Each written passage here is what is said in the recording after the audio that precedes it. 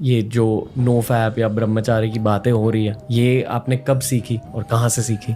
अखाड़े में ये 10 रूदे सिखाई जाए, जो लंगोटी का पक्का होगा वो ही कुछ अचीव कर सके।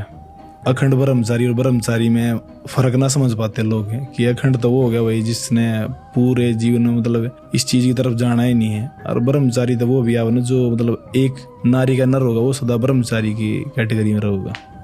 Correct. What all does brahmacharya entail? It's alcohol, drugs. Yeah, let me explain you. We follow 4 principles. Number 1 is of course, we are vegetarian. The second is we don't consume alcohol, drugs, no coffee, No coffee. black tea, no. If you do not ejaculate for like 12 years, something else will happen to you. You may call it enlightenment. You just cannot explain what will happen and your life will change. कुछ लोग कहते हैं कि अगर आप ब्रह्मचारी हो तो आप जिंदगी भर कभी भी कोई सेक्सुअल एक्टिविटी में इन्वॉल्व नहीं हो सकते। वहीं कुछ दूसरे लोगों का मानना है कि अगर आप कृष्ण भक्ति में लीन होना चाहते हो तो सेक्सुअल एक्टिविटी तो छोड़ ही दो, आप ब्लैक कॉफी तक नहीं पी सकते। वहीं कुछ ऐसे भी लोग हैं जिनका मानना है कि अगर आप ब्रह्मचारी हो तो आपको जिंदगी भर एक ही इंसान के साथ रिलेशनशिप में रहना चाहिए। तो आखिर ब्रह्मचारी है क्या वो शब्द जो कि खुद भगवत गीता में आता है, जहाँ खुद श्री कृष्ण अर्जुन को कह रहे हैं ब्रह्मचर्य का पालन करने के लिए, तो आखिर क्या फिर इतने ऊंचे शब्द का इतना ओछा, इतना छोटा मतलब हो सकता है? आइए जानने की कोशिश करते हैं ब्रह्मचारी होने का, ब्रह्मचर्य का वास्तविक अर्थ आज के इस वीडियो में। अब क्योंकि भगवत गीता खुद वेदांत के प्रस्थान त्रय का एक हिस्सा है, वेदांत में अगर आप देखें तो 3 प्रमुख स्तंभ है, 3 पिलर्स आप कह सकते हो वेदांत के, जो कि डिफाइन करते हैं वेदांत के पूरे कॉन्सेप्ट को। टू बी स्पेसिफिकली अगर मैं कहूँ तो अद्वैत वेदांत के पूरे कॉन्सेप्ट्स को, जिनमें कि आते हैं उपनिषद, भगवत गीता और ब्रह्मसूत्र। और ब्रह्मचारी या ब्रह्मचर्य ये जो शब्द है ये आप साफ साफ भगवत गीता के ही श्लोकों में देख पाएंगे, जहाँ पे स्वयं श्री कृष्ण अर्जुन को कह रहे हैं कि ब्रह्मचर्य का पालन करने, ब्रह्मचारी हो जाने। तो जाहिर सी बात है कि ये कोई ऐसा ही छोटा मोटा तुच्छ सा शब्द तो है नहीं कि जिसको इग्नोर कर दिया जाए कि हाँ ऐसी फालतू में कह रहे हैं श्री कृष्ण। नहीं, डेफिनेटली इसका बहुत ही डीप मीनिंग होगा, इतना डीप जो कि जिंदगी से ही जुड़ा हुआ हो आपके। तो इसीलिए इस पूरे कॉन्सेप्ट को समझने के लिए let's discuss this whole thing by taking in consideration and learning from Acharya Prashant point of view, जो कि उन्होंने एक्सप्लेन किया है ब्रह्मचर्य के ऊपर अपने इस वीडियो में। जितने भी ब्रह्मचारी लोग हैं हुए हैं, जैसे स्वामी दयानंद हो गए, महात्मा बुद्ध हो गए, महावीर जी हो गए, प्रधानमंत्री जी हो गए, और तमाम सारे, आपका जीवन हो गया, उनके जीवन को पढ़ते हुए बड़ा आनंद आता है। मुझे ऐसा लगता है कि मुझे अविवाहित रहना चाहिए। तो इसमें आपकी क्या राय है? मेरे बारे में तुम्हारी राय इतनी ज़बरदस्त है कि अब मैं क्या राय दूं। बेटा, जो तुम सुना रहे हो ना, ये कहानी है, इसका सत्य और धर्म से बहुत कम संबंध है। कुछ इसमें से लोगों की कल्पना का उत्पाद है और कुछ तो जानबूझकर किया गया मिथ्या प्रचार है।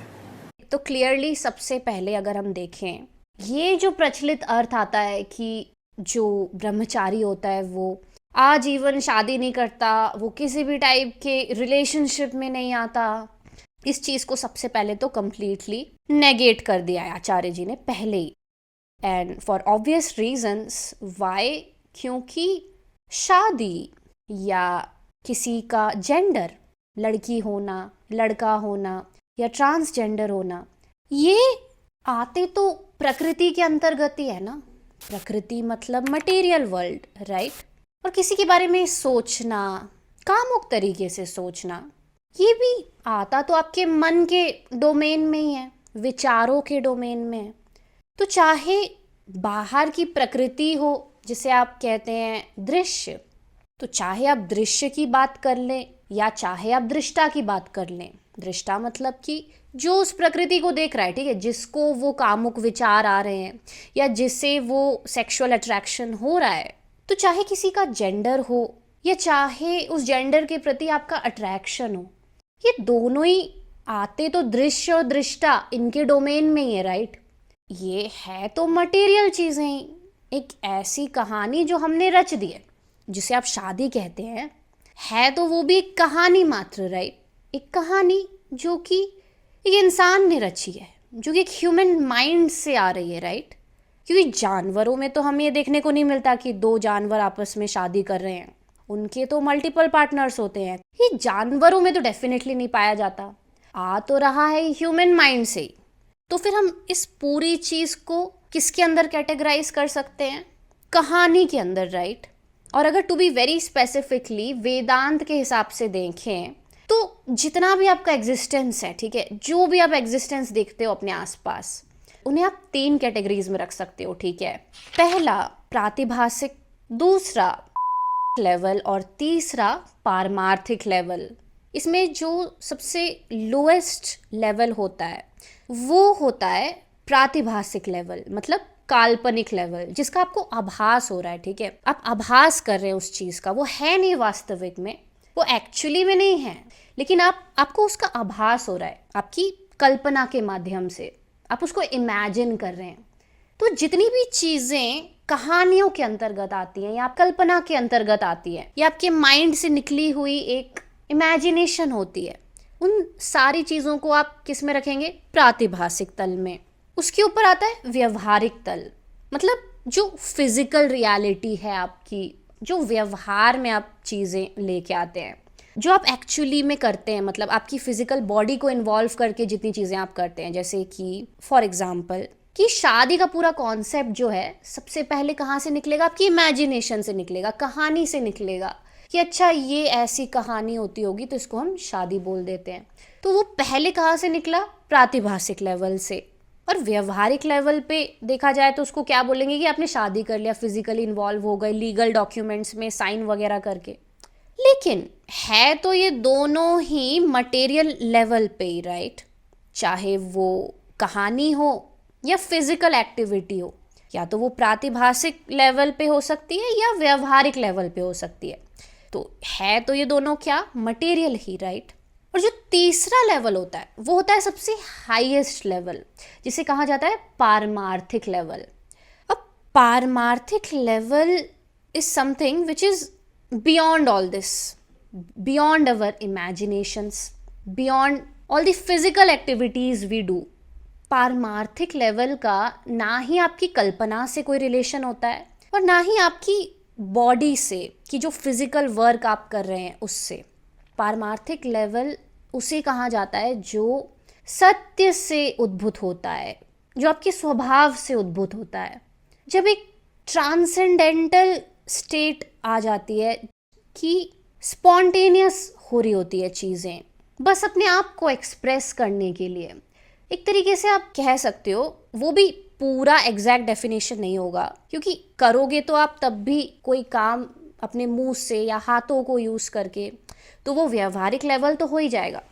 लेकिन फिर भी समझ सकते हो आप इस चीज़ से कि जो ऐसी एक्टिविटीज़ होती है जो योग या आत्मस्थ होने के बाद उठती है, तो उसका सोर्स मान सकते हो आप, या उसे बस एक इमेजिन करने के लिए कि वो पारमार्थिक लेवल होता है। तो ये सारी जो चीज़ हैं, चाहे वो शादी करना हो, सेक्स करना हो या कुछ भी मटेरियल करना हो, वो आ तो रहा है इंसान की कल्पना से ही ना, कहानियों से ही ना। तो उसमें कोई भी पारमार्थिक एलिमेंट कैसे हो सकता है? और ब्रह्मचर्य जिस कॉन्सेप्ट की हम बात करने जा रहे हैं इस वीडियो में, वो कंप्लीटली एक पारमार्थिक लेवल की बात हो गई, ये आप कह सकते हो। क्योंकि स्वयं श्री कृष्ण कह रहे हैं भगवत गीता में कि जो सबसे उच्चतम स्टेट है वो होती है ब्रह्मचर्य। तो आप उसे एक तरीके से पारमार्थिक लेवल से भी इक्वेट कर सकते हैं। तो ब्रह्मचर्य का डेफिनेटली फिर इन नीचे लेवल के एक्टिविटीज से कोई भी संबंध नहीं है। ब्रह्मचर्य का विवाह से क्या संबंध है? ब्रह्मचर्य का तो काम वासना से भी बस परोक्ष संबंध है, प्रत्यक्ष नहीं। ब्रह्मचर्य का प्रत्यक्ष संबंध अगर है तो मात्र ब्रह्म से। ये छोटी सी बात समझ में क्यों नहीं आती? तो जैसा कि आचार्य जी कह रहे हैं यहाँ पे कि ब्रह्मचर्य का विवाह से, शादी से कोई भी संबंध नहीं है। अगर आप इस पूरे वर्ड को ही देखें, ठीक है, इस वर्ड को ही गहराई से देखें, इसके मीनिंग को जांचने की कोशिश करें, तो उसी से आपको साफ साफ पता चल जाएगा कि ब्रह्मचारी मतलब जो ब्रह्म के चर्या में इन्वॉल्व है, तो उसका ब्रह्म से संबंध है। ठीक है, ब्रह्मचर्य का स्पष्ट सी बात है, संबंध ब्रह्म से होता है। जब तुम्हारा आचरण ब्रह्म के केंद्र से संचालित होने लगे तो तुम हुए ब्रह्मचारी। ब्रह्मचर्य में बहुत सारी छोटी छोटी बातें तुमको व्यर्थ लगने लगती हैं, और वही बहुत सारी छोटी छोटी बातें जो व्यर्थ लगती हैं उनमें एक छोटी सी बात है स्त्रियों के पीछे भागना। एक्चुअली में जो ब्रह्मचर्य का पालन करता है, क्योंकि वो अपनी सारी ऊर्जा ब्रह्म केंद्र में ही निवेशित कर देता है, एक तरीके से वहीं पे इन्वेस्ट कर देता है, तो इस वजह से ये ज़रूर होता है कि बाकी जो दिनचर्या के छोटे मोटे काम होते हैं जो ब्रह्म केंद्र से ज़्यादातर नहीं आ रहे होते, उनसे उनका अट्रैक्शन कम हो जाता है और उसको अब उन सारे कामों को करने में मज़ा ही नहीं आ रहा, एक तरीके से टर्न ऑफ हो गया है उसका।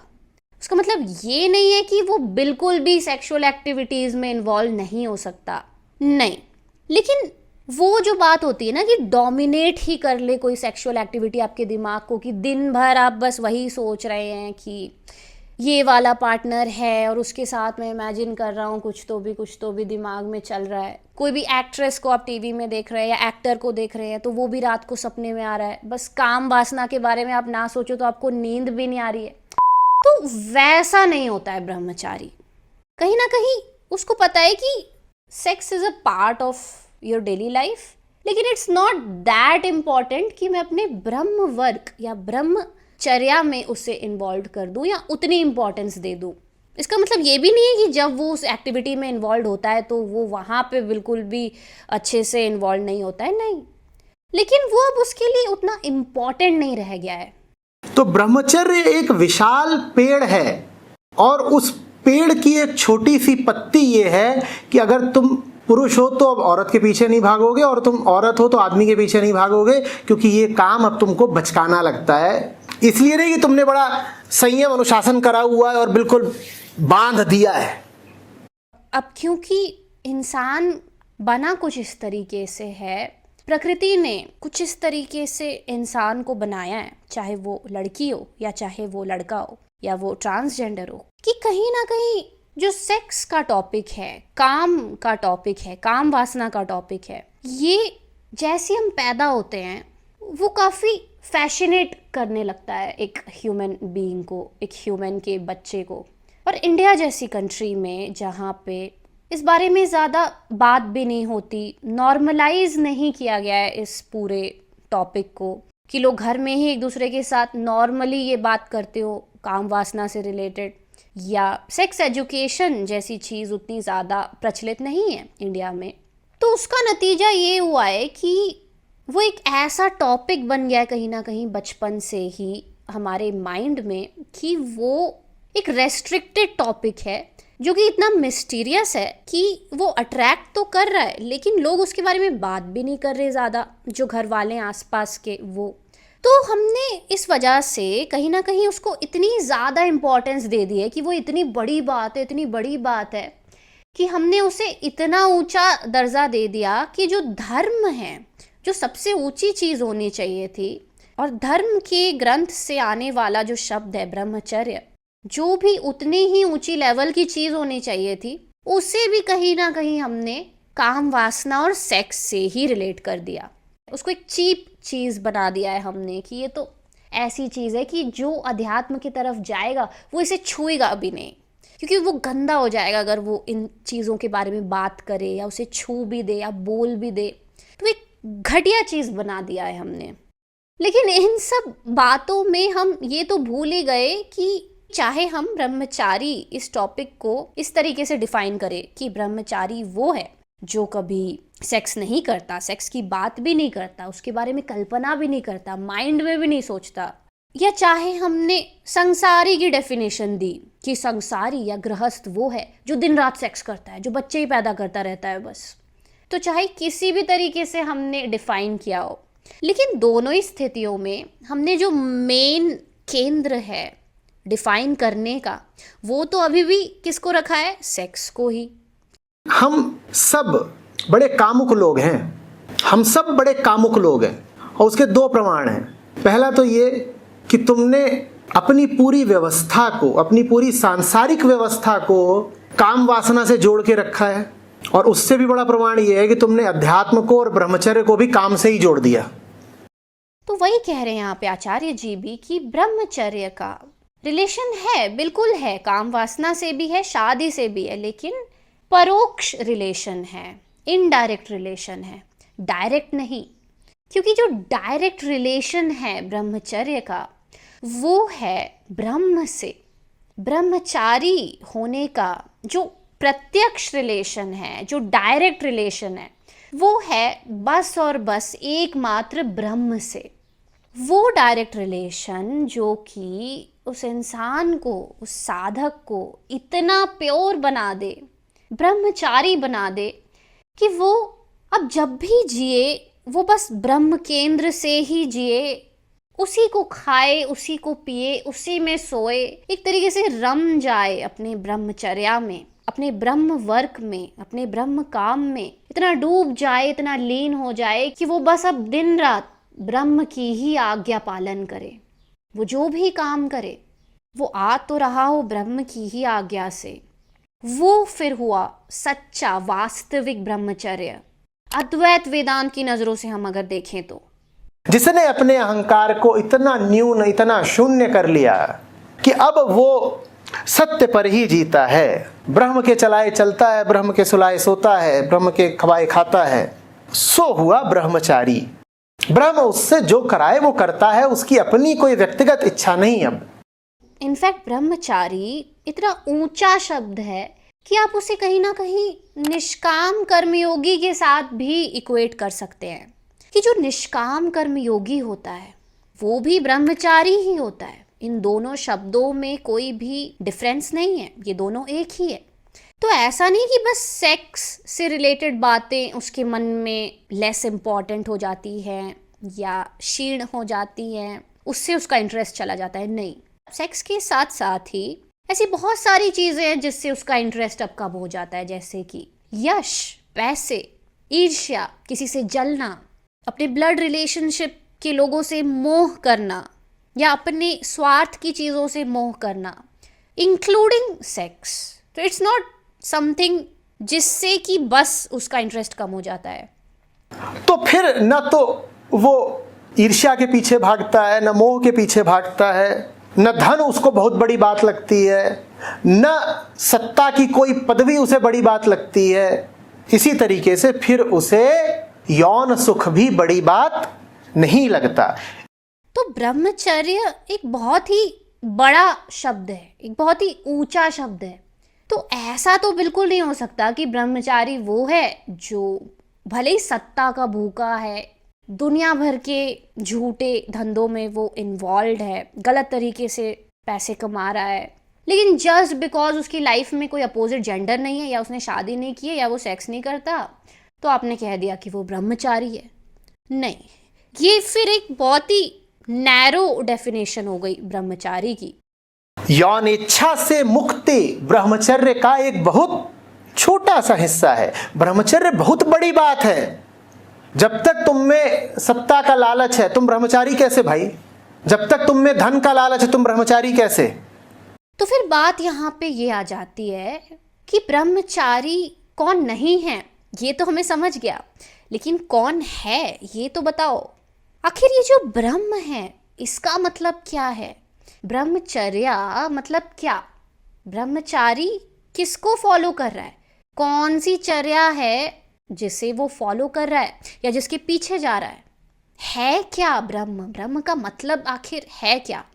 तो ब्रह्म जिसे हम ब्रह्म कहते हैं वो किसी भी आपकी एग्जिस्टिंग स्टेट से डिफाइन नहीं किया जा सकता। मतलब जो कुछ भी आप हैं अभी, जो कुछ भी आप बने हुए हैं, चाहे आप दुनिया की नज़रों में हो सकता है बहुत बड़े कोई सक्सेसफुल इंसान क्यों ना हो, या आपकी खुद की नज़रों में ही हो सकता है कि आप कोई बहुत बड़े सक्सेसफुल इंसान हो, या आप अपनी नज़रों में कोई गरीब इंसान क्यों ना हो, जो कुछ भी आप हैं, क्योंकि आप अगर हैं तो आपका एक अस्तित्व होगा, आप कुछ कर रहे हैं दुनिया में, कि आप एक यूट्यूबर हैं, आप इस टाइप के कपड़े पहनते हैं, ये कॉन्टैक्ट्स हैं आपके, ये चीज़ें आपने अचीव की हैं, ये आपके नेक्स्ट प्लान्स हैं, नेक्स्ट 1 ईयर के, 2 ईयर के, या ये लोग हैं जिनसे आप एसोसिएटेड हैं, ये चीज़ें हैं जिन पे आपने कमेंट्री कर रखी है, ये चीज़ें हैं जिसके बारे में आप ऑलरेडी रिसर्च कर रहे हैं, ये चीज़ें हैं जो आपके शोध का सब्जेक्ट है कि इनके बारे में अब आप जानना चाहते हैं, ये आपके इंटरेस्ट के सब्जेक्ट्स हैं। तो जितनी भी चीज़ें, जो भी चीज़ें आपको आपके बारे में पता है, जो आपकी बाउंड्रीज़ को डिफाइन करती है, वो ब्रह्म नहीं है। ब्रह्म कहीं ना कहीं वो स्टेट है जो आप हो सकते हो, आप ही की उच्चतम संभावना, जो कहीं से भी अभी आपको दिखाई नहीं दे रही, लेकिन है ज़रूर, वो बुला रही है आपको कि आप बन जाएं वो। और जब तक आप डूब के, अभी जितनी बाउंड्रीज आपको पता है आपके बारे में, उन कामों को डूब के, उसमें से जो आपको सबसे ऊंचा काम लगता है, जब तक आप वो नहीं करते, आप उस ऊंचे काम को कहीं ना कहीं करना ही इसलिए चाहते हो ताकि आपको एक अलग स्टेट मिल जाए, जो आप अभी नहीं हो, जो कहीं भी नहीं दिख रहा आपको, वो ऊंची संभावना आपको मिल जाए। तो वो चीज़ जो कि आपको उस काम को करने के लिए प्रेरित कर रही है, ताकि आप आपकी उस ऊंची स्टेट तक पहुंच सके, अपनी ही उच्चतम संभावना तक पहुंच सके, कहीं ना कहीं वो ब्रह्म है। और उस ऊंची संभावना तक पहुंचने के लिए जो भी आप काम करते हो, एक सही केंद्र से, सत्य के केंद्र से जो भी रास्ता लेते हो, उस ऊंचे से ऊंचे स्टेट तक पहुंचने के लिए, वो होता है ब्रह्मचर्य। देखिए, ब्रह्म की कोई परिभाषा होती नहीं है। ब्रह्म की परिभाषा बस यही है कि जो कुछ भी तुम्हारे निजी वर्तुल से बाहर का है, उसे ब्रह्म बोल लो, अगर बोलने की बहुत ज़रूरत लग रही है तो। आपके होने का, आपके अस्तित्व का एक घेरा है, एक वृत्त है, उससे बाहर का जो कुछ है उसे ब्रह्म बोल लो। तो इसीलिए ब्रह्म को वर्ड्स से डिफाइन नहीं किया जा सकता कि ये ब्रह्म है, क्योंकि वो हर किसी के लिए अलग होगा, सब्जेक्टिव होगा। तो आपका ब्रह्म तत्व क्या है, ये भी कंप्लीटली सब्जेक्टिव होगा, लेकिन वो डेफिनेटली वो तो नहीं होगा जो कि अभी आपको आपके बारे में पता है। अब हमें बहुत रुचि इसमें नहीं दिखानी है कि उसके बाहर क्या है, उसके बाहर जो है उसमें रुचि न दिखा पाए, इसीलिए बार बार बोल दिया कि बाहर जो है उसकी न कल्पना हो सकती है, न चिंतन, न उसका कोई नाम है, न रूप है, न आकार है, मन सोच नहीं सकता, आंख देख नहीं सकती, इस तरह बोलते हैं ऋषि। ब्रह्म में रुचि नहीं दिखानी है, स्वयं के प्रति अरुचि दिखानी है। जो भी जानते हैं आप अपने बारे में, अपने आत्म से रिलेटेड, कि मैं ये हो सकता हूँ, वो हो सकता हूँ, ये पोटेंशियल है मेरे, मैं ये कर लूँगा तो वो पालूंगा, कुछ भी ऐसा नहीं हो सकता जो ब्रह्म को डिफाइन करे, क्योंकि ब्रह्म तो कुछ भी हो सकता है। वो डिपेंड करता है कंप्लीटली आपकी सब्जेक्टिव रियलिटी पे और उन चुनावों पे, उन चॉइसेस पे जो आप स्पॉन्टेनियसली ले रहे हैं। और कोई भी चॉइस जो कि आप स्पॉन्टेनियस ले रहे हैं, तात्कालिक ले रहे हैं, रियल टाइम में ले रहे हैं, जैसे जैसे लाइफ आपके सामने अनवाइंड हो रही है, वैसे वैसे आप उन चॉइसेस को ले रहे हैं, तो उन चॉइसेस को फिर डिफाइन भी कैसे किया जा सकता है। तो इसीलिए ब्रह्म को डिफाइन नहीं किया जा सकता। So that was it for this video guys. I hope कि इस वीडियो के थ्रू आपको ब्रह्मचर्य से रिलेटेड काफी इंटरेस्टिंग इनसाइट्स जानने को मिले होंगे। तो ऐसे ही बहुत सारे इंटरेस्टिंग कॉन्सेप्ट्स अद्वैत वेदांत से जुड़े हुए इस चैनल में आगे भी आते रहेंगे। इसलिए वीडियो यहाँ तक देखी है तो चैनल को सब्सक्राइब जरूर कीजिएगा, और अगर आप रेगुलर नोटिफिकेशंस चाहते हैं तो आप बेल आइकन को भी क्लिक कर सकते हैं।